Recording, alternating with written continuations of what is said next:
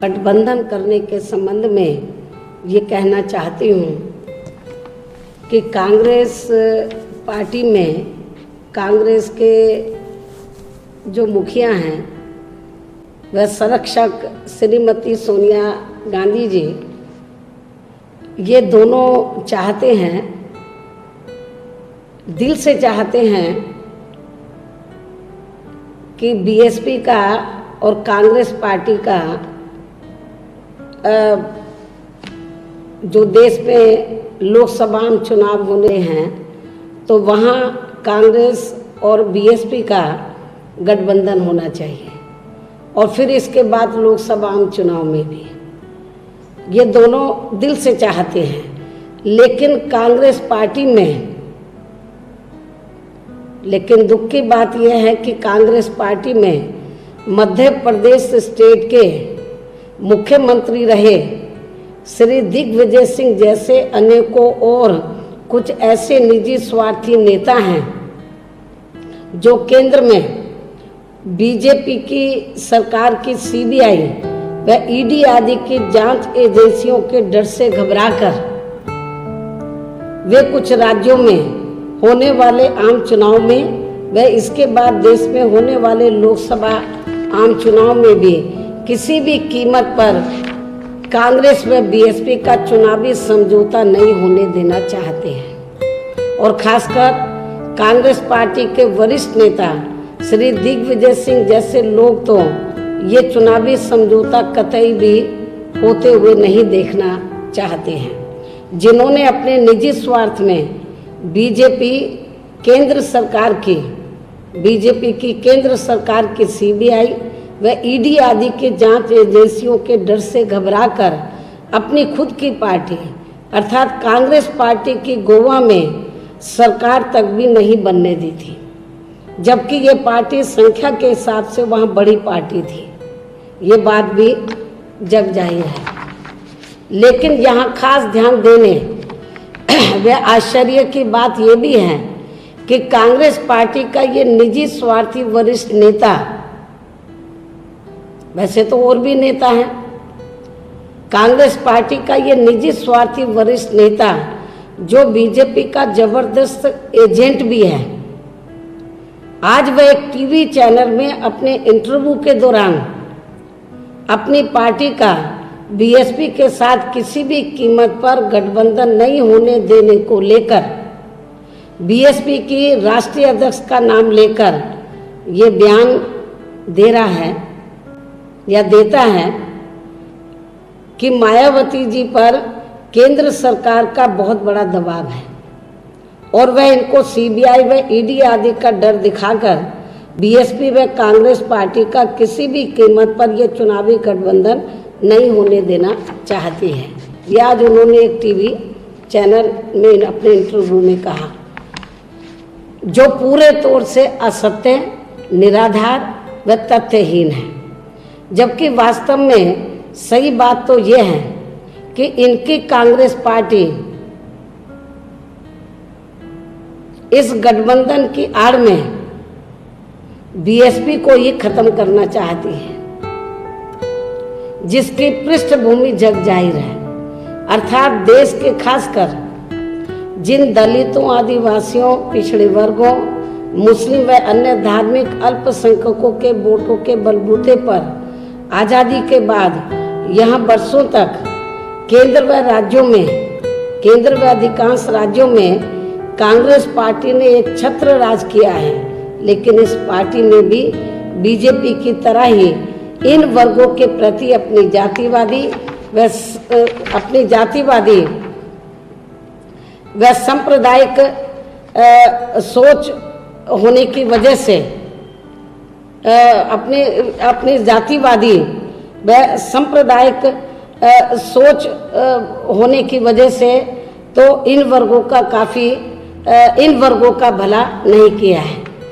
इनका हित नहीं किया है, इनका विकास व उत्थान नहीं किया है, जिसकी खास वजह से फिर हमें मजबूरी में इन वर्गों के हितों में बीएसपी बनानी पड़ी है, जो ये देश की एकमात्र अनुशासित राजनीतिक पार्टी होने के साथ साथ एक सामाजिक परिवर्तन व आर्थिक मुक्ति के तथा हजारों वर्षों से उपेक्षा व शोषण का शिकार रहे लोगों के लिए आत्मसम्मान व स्वाभिमान का एक मूवमेंट भी है, जिसके लिए परम पूज्य बाबा साहब डॉक्टर भीमराव अंबेडकर ने आजीवन कड़ा संघर्ष किया,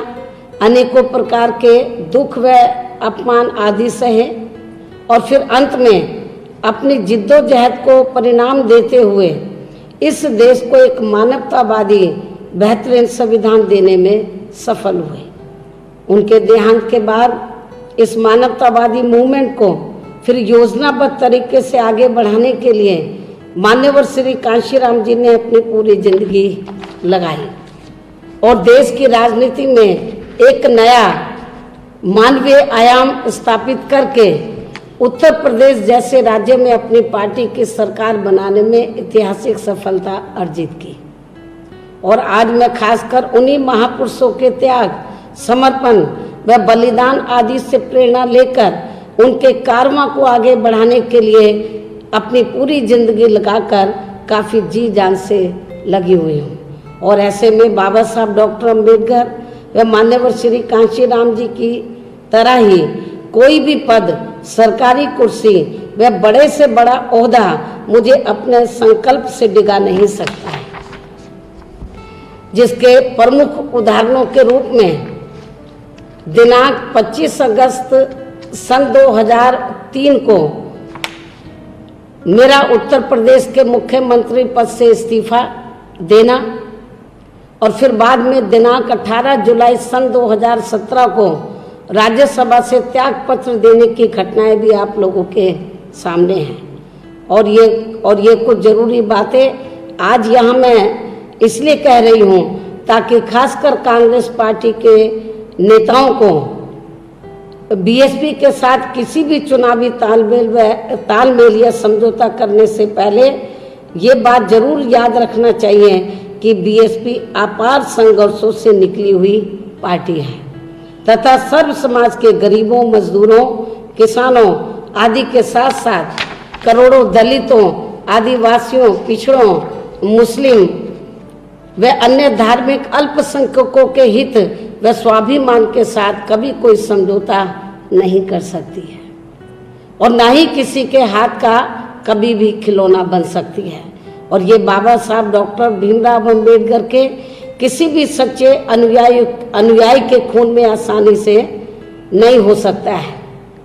मतलब कि वो किसी के हाथ का खिलौना बन जाए, ये बाबा साहब डॉक्टर अंबेडकर के किसी भी सच्चे अनुयायी के खून में आसानी से नहीं हो सकता है। और इसलिए आज बीजेपी के डर से कांग्रेस पार्टी खासकर, सही बात तो ये है कि इसलिए आज बीजेपी के डर से कांग्रेस पार्टी खासकर मुस्लिम समाज के लोगों को चुनाव में टिकट देने से डर सकती है, लेकिन नतीजा चाहे जो भी हो बीएसपी ऐसा नहीं करती है। हमारी पार्टी ने उत्तर प्रदेश की फैजाबाद सीट पर भी मुस्लिम उम्मीदवार उतारे हैं, जो काम कोई दूसरी पार्टी नहीं कर सकती है। ये राजनीतिक पार्टी की स्वार्थी सोच से ज़्यादा हमारे मूवमेंट की आगाज है, जो हमें ताकत देती है तथा दूसरी पार्टियों से अलग पहचान देती है। और इसी प्रकार के व्यापक जनहित व देश हित को ध्यान में रखकर ही हमारी पार्टी ने अपनी रणनीति में बदलाव लाकर बीजेपी की घोर गरीब, मजदूर, किसान व महिला विरोधी तथा बड़े बड़े पूंजीपतियों व धन्ना सेठों के समर्थक निरंकुश व अहंकारी सरकार को आगे सत्ता में आने से रोकने के लिए गठबंधन करने पर अपनी सहमति जाहिर की। और इसी क्रम में बीजेपी को सत्ता में आने से रोकने के लिए पहले दक्षिण भारत के राज्य कर्नाटक में क्षेत्रीय दल जनता दल यूनाइटेड और फिर हरियाणा में श्री चौटाला की इंडियन नेशनल लोक दल के साथ गठबंधन किया हुआ है। परंतु अब जबकि देश में लोकसभा के साथ साथ या इससे थोड़ा पहले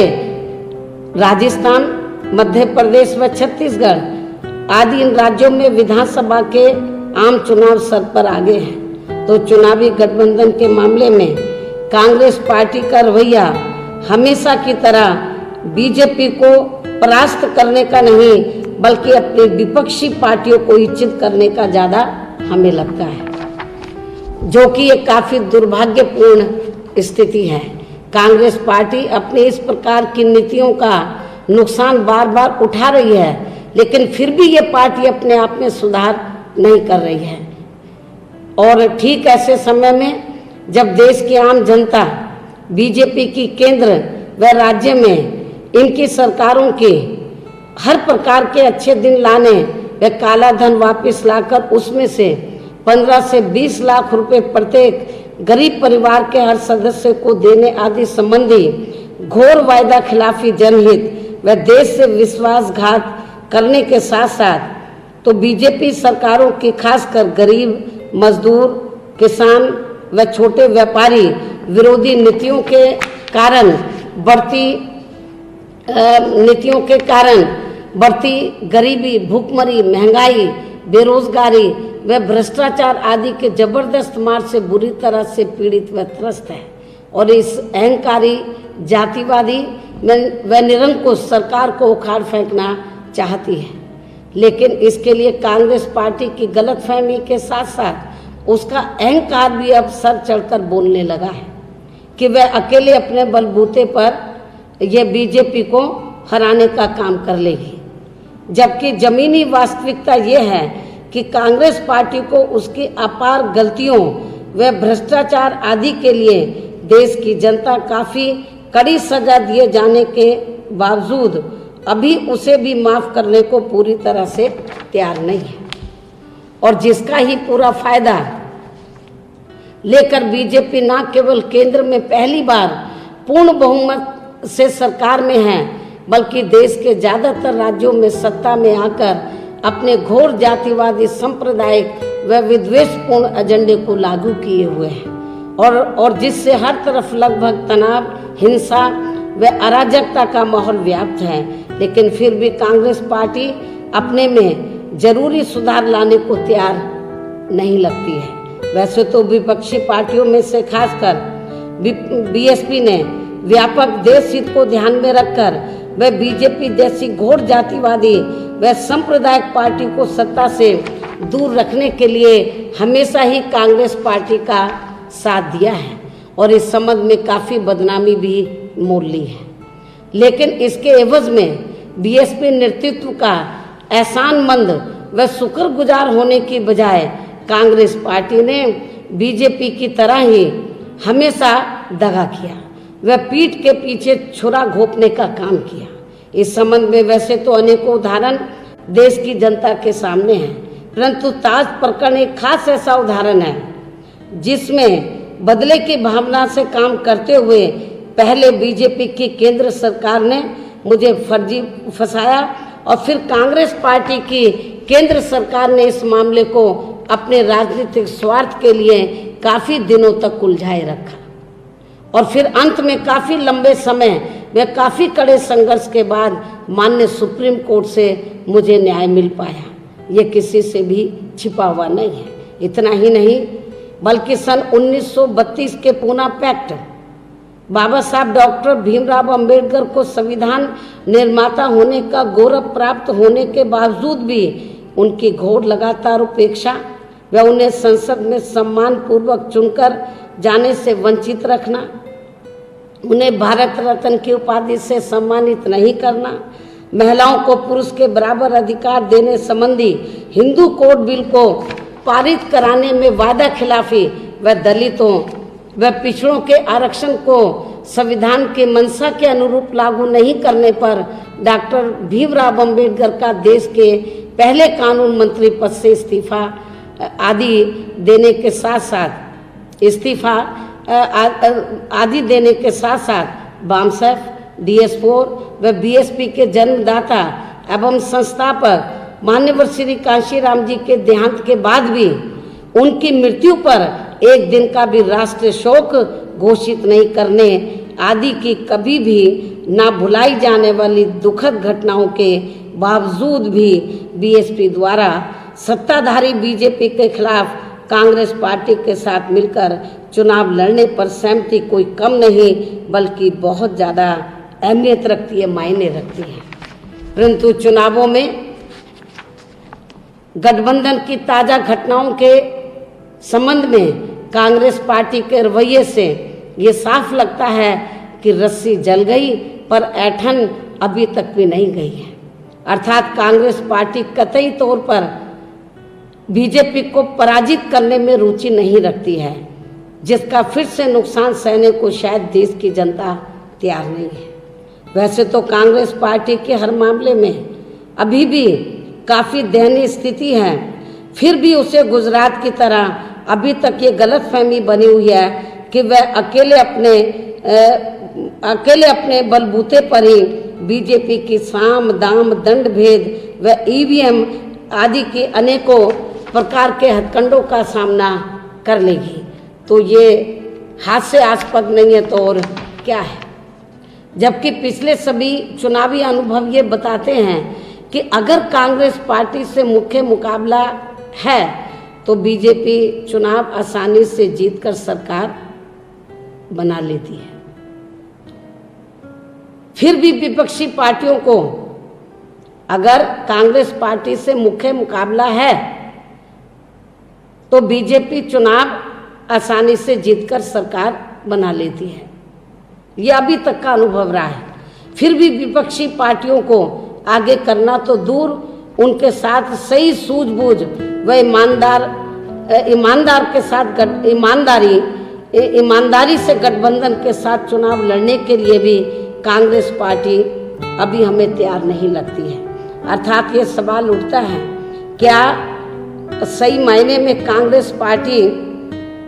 ये चाहती है कि बीजेपी चुनाव में पराजित हो? वर्तमान परिस्थिति में जनता ये सोचने पर, लेकिन हमें ऐसा नहीं लगता है। वर्तमान परिस्थिति में जनता ये सोचने पर मजबूर है, क्योंकि गुजरात की तरह कोई और मौका राजस्थान, मध्य प्रदेश व छत्तीसगढ़ की जनता बीजेपी को कतई भी नहीं देना चाहती है। इस प्रकार कांग्रेस पार्टी के ऐसे दुखद रवैये के परिणाम स्वरूप ही बीएसपी ने अपने पार्टी व मूवमेंट के हित में अपने दक्षिण भारत के राज्य कर्नाटक में और अब आदिवासी बहुल्य छत्तीसगढ़ राज्य में शीघ्र ही होने वाले आम चुनाव में, पहले हमने उधर कर्नाटक में किया और अब आदिवासी बहुल्य छत्तीसगढ़ राज्य में शीघ्र ही होने वाले चुनाव में यहाँ क्षेत्रीय पार्टी के साथ मिलकर चुनाव लड़ने का फैसला लिया है। और अब बीएसपी मूवमेंट के हित में ये फैसला किया है कि राजस्थान व मध्य प्रदेश में भी बीएसपी अकेले अपने बलबूते पर ही चुनाव लड़ेगी। उधर तो हमने कर्नाटक में क्षेत्रीय पार्टी से हमने चुनाव लड़ने का फैसला लिया और अब आदिवासी बहुल्य छत्तीसगढ़ राज्य में शीघ्र ही होने वाले चुनाव में या क्षेत्रीय पार्टी के साथ मिलकर चुनाव लड़ने का फैसला लिया। और अब बीएसपी मूवमेंट के हित में ये फैसला किया है कि राजस्थान व मध्य प्रदेश में भी यहाँ तो क्षेत्रीय पार्टियों के साथ करेगी और अब राजस्थान व मध्य प्रदेश में बीएसपी अकेले अपने बलबूते पर ही चुनाव लड़ेगी। क्योंकि कांग्रेस पार्टी के रवैये से ये लगता है कि वे लोग बीजेपी को सत्ता से हटाने के लिए गंभीर व ठोस होने की बजाय बीएसपी मूवमेंट को ही खत्म करने में ज़्यादा दिलचस्पी रखते हैं। कांग्रेस पार्टी के इसी प्रकार के गलत रवैये के कारण ही बीजेपी मध्य प्रदेश, छत्तीसगढ़ व गुजरात आदि में काफ़ी लंबे समय से सत्ता में बनी हुई है और जब चुनाव समाप्त हो जाता है तब बीजेपी को हराने की किस्म किस्म की नाटकबाजी करती रहती है। ये बीजेपी से ज़्यादा गैर बीजेपी ताकतों को कमज़ोर करने की ही साजिश लगती है। और अगर ऐसा नहीं है तो फिर कांग्रेस पार्टी राजस्थान प्रदेश की 200 विधानसभा की सीटों में से केवल 9-10 सीटें और मध्य प्रदेश की 230 सीटों में से केवल 15-20 सीटें तथा छत्तीसगढ़ प्रदेश की 90 विधानसभा की सीटों में से केवल 5-6 सीटें बीएसपी को देने के लिए कभी भी अपना अड़ियल रवैया नहीं अपनाती, जबकि पूरा देश ये जानता व मानता भी है कि केवल बीएसपी का वोट ही दूसरी पार्टियों को ट्रांसफर होता है, अन्य किसी भी पार्टी का नहीं। अर्थात गठबंधन करके चुनाव लड़ने में बीएसपी को फायदा कम और नुकसान ज़्यादा होता है। और इस संबंध में खासकर कांग्रेस पार्टी को उत्तर प्रदेश के सन 1996 के हुए विधानसभा चुनाव में बीएसपी के साथ किए गए गठबंधन के अनुभव को तो कभी भी नहीं भूलना चाहिए था। इसलिए इन सब बातों को मद्देनजर रखते हुए अब हमारी पार्टी ये सोचने के लिए मजबूर है कि बीजेपी जैसी जातिवादी व सांप्रदायिक ताकतों को सत्ता से बाहर करने की आड़ में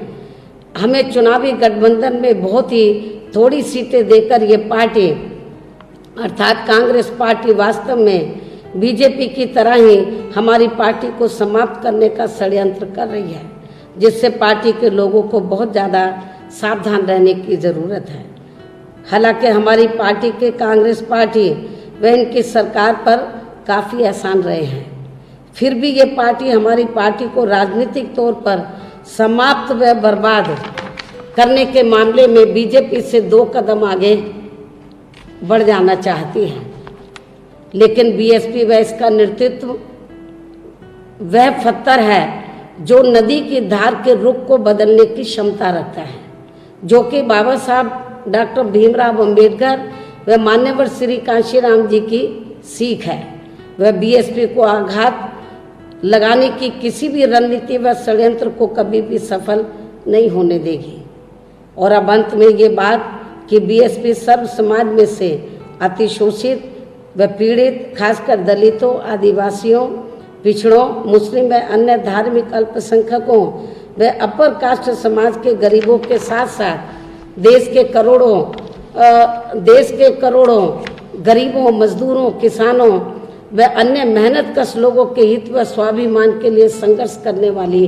पार्टी है तथा किसी भी कीमत पर इस मामले में ना तो बीजेपी और ना ही कांग्रेस के आगे झुकने वाली है। इन लोगों में समाज का संकीर्ण रुख व जातिवादी व सांप्रदायिक जालिम सरकारों को उखाड़ फेंकने की क्षमता कल भी थी और आज भी है, जो कि आने वाला चुनाव परिणाम साबित भी करेगा। इसके साथ ही यहाँ मैं ये बात भी जरूर स्पष्ट कर देना चाहती हूँ कि कांग्रेस पार्टी के ऐसे रवैये को देखते हुए अब हमारी पार्टी कांग्रेस पार्टी के साथ किसी भी कीमत पर मिलकर चुनाव नहीं लड़ेगी। ये जो छत्तीसगढ़ में तो हमारा वहाँ की रीजनल पार्टी से हुई गया अलायंस,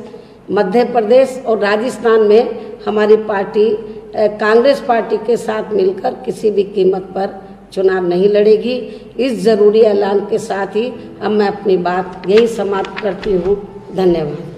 हमारा काम पसंद आए तो इस क्यूआर कोड या फिर मोबाइल नंबर का प्रयोग करते हुए हमें आर्थिक रूप से मजबूत करने का प्रयास जरूर करें। बहुत बहुत धन्यवाद।